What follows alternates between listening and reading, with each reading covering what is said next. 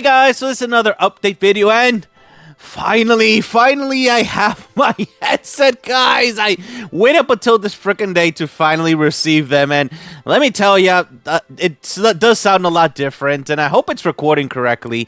You let me know, guys, if you like the way that I sound now with this headset, but I'll probably just stay with this headset. But if you guys don't like it, I'll probably try to get another one. But let's see. But so far, so good. I'm liking what I'm listening right now. So anyway, let's talk about Aurelia right now. So Aurelia, let me tell you guys, I did get her to +1, and I have been testing her out over and over again. And let me tell you, I've noticed that she can kill heroes that already have immortality activated, which makes her the only hero in the entire freaking game that can actually do this. I mean, yeah, so in other words, any hero that you see that has 20% or less than 20%, and even though they have shields on them, she goes off, they die. No questions asked. And also, if they are a hero that actually, when they die and revive, pretty much when they become immortal, they gain all their life back by 100%. That doesn't matter. Aurelia kills them right at the spot. Even though you see the healing, it does not it doesn't happen. And that's all that in +1. So that is beyond powerful, guys. But let me show you a real quick, super quick clip of that happening. Check it out.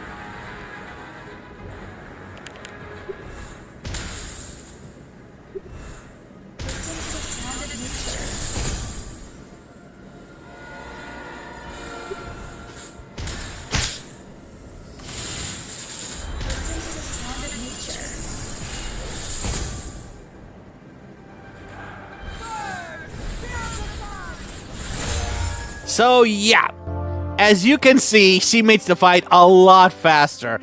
I mean, I've never thought Bubble would be easy to take down, but apparently she is now, as long as you're actually immune to the actual silence, because that one that you actually saw, that Bubble was +5. So with my Raphael, I was able to be immune to the silence, so right up, boom, boom, boom. Everybody, if they're less than 20%, boom, boom, boom, everybody dies with her. It's crazy stuff, guys. It's amazing stuff. So I was going to show you another clip in that situation, actually show you specifically how she's working. But I found this fight in my war today that is even better than that one. So I'm just going to show you that one. Let me see if it was this one. Yes. Oh, so lucky. So she's not going to do a lot of damage, but she is not there to do damage, guys. She is there to murder enemies that are weak enough to be murdered. That's the only reason she's there. And I'm going to show you there. Do take into account that even though the enemy has the debuff does not does the actual immortal killing. Is when she activates her skill, that's when she does the immortal killing. Don't expect that when everybody has, well, the target has the debuff, that the target is going to die once it gets to 20%. That is not going to happen. So that's something that I thought that's how it actually worked, but no, that's just going to be for the healing. That's going to turn into damage right out the bat. And remember when this hero was a problem, Egina, every single time on defense? Not anymore. Look at that. Oh my god, that is such a game changer. Egina's on defenses are going to be right now, I mean, they're going to tremble. Remember that when she was there in Morta and you couldn't kill her because you have to wait 2 or 3 freaking turns? Not anymore, because before we literally had a bunch of snakes all over. Look at this. This guy, Poseidon, he's already ready to be killed there. And yeah. But let's check this out. This is a good example here. As well for Arthur here. See, obviously it's not going to work because that's not 20%. He does have the debuff, so if he heals, he's going to receive damage. Let me make this a little faster here. Oh my god, what a terrible moment for this to not work. I hate when that happens. So pretty much on that video, on the end, it was showing pretty much that that Arthur, she activated her skill. He didn't get the 20%, so he would survive. But then at the end, when he became immortal, he would have been... He actually got destroyed by her. That's what the footage should have showed. Oh my god, I wish those replays things would actually finally be fixed, but they are not. They have been a very, very long time without being fixed, guys. Developers, fix that already! Oh my god, we're talking about I think it's years now that it hasn't been fixed. But anyway, the main thing is that Aurelia, you're gonna bring her in specifically to prevent healing for a specific hero and to literally murder heroes that have less than 20% of their HP left. It doesn't matter if they have shields. It doesn't matter. They just die, period. Which is freaking amazing. And that includes Zanya. Even if she's already activated her skill, she will die if this hero targets her and activates her skill. Every single freaking... She is such a solution to so many targets. It's not even funny. She's also a dispeller. She also prevents healing and turns it into freaking damage. I mean, what else can I say, guys? I mean, this +1 is the game changer. I mean, it is incredible. Even though she gets 30% more damage though from her skill damage, I mean, she doesn't really need it. What you really need is a team to be able to make the target less than 20% less than 20% HP, and even though they have shields or anything, they will get murdered by this. So this is really, really powerful stuff, guys. I mean, yeah, very powerful stuff.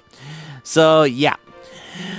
So, do I think that this is a must-have hero? Well, she is definitely a must-have hero. I said it in the first impressions video because I was very confident that she was going to be a must-have with the things that I saw, and I still think that she is a must-have hero. She resolves so many problems in PvP. It's not even funny. She is such an amazing hero, guys. On the attack specifically, on defense, she is decent. If the enemy team has less than 20% HP, every single time she goes off, she'll kill somebody. She'll kill somebody, which is pretty freaking amazing. But that's the catch. The enemy has to have less than 20% HP. If that happens, every single time she goes off, she's going to kill somebody on defense. But the real power with her is on the attack, because you can actually choose a target. And if it's a tank, that tank is not going to heal. That tank is going to take damage. It's going to get dispelled. And sooner or later, your heroes will murder them. And that includes frickin' Terran. Terran usually gets to less than 20% really quickly, so he will not get his life back. He will not revive. He dies. So, yeah, she resolves so many problems. She resolves tanks. She resolves immortals. She resolves anything that has less than 20% of spaces. It's so freaking amazing, guys. I'm blown away of how good this hero is at +1. Now, I forgot to mention about the weapons. Honestly, what I've noticed that she needs, her weakness. The thing that she needs the most is to go off as much as possible. And the thing is that she's going to need mana, and Agility doesn't really have good weapons with mana. The only one is probably Garbet's weapon and maybe a few more, but there's nothing like gives you like 50% mana, things like that. So yeah, probably the weapon that you actually can get for free, the 5-star one. Let me see. I know I have it. I haven't used it in ages. Let me see if I can. Oh, here it is. This one could be an option. However, do take into account that you're going to lose 25% of your HP. So that is really freaking risky. Really risky. Make sure you have a team that uses gives shields to your yellow team and things like that. And since you need so much mana on the attack, I've noticed that you are going to need to play her on a yellow team that creates a bunch of stones that gives her a lot of mana. On defense, there's a bunch of heroes that can give her mana. Alia, Naya, and combos. It's really powerful to make her go off over and over and over. So that's really awesome. So yeah. All right, guys. So for Awakenings, +1. My God, if you're hearing this, he's a must-have because of this +1.